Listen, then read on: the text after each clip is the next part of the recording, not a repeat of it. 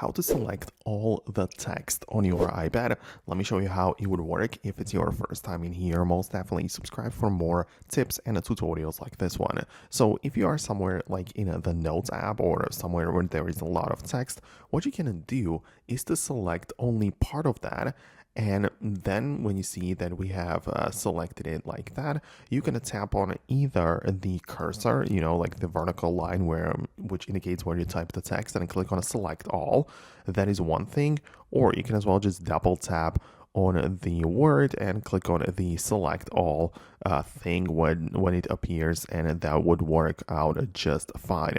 Or as well, you can just manually drag the edges of the thing, right, of the selection, and make sure that every single thing is selected as such. So you can even like drag it manually, but as I say, it's much better to just tap on the cursor and click on a select all, and that is how you can do this with just a couple of clicks.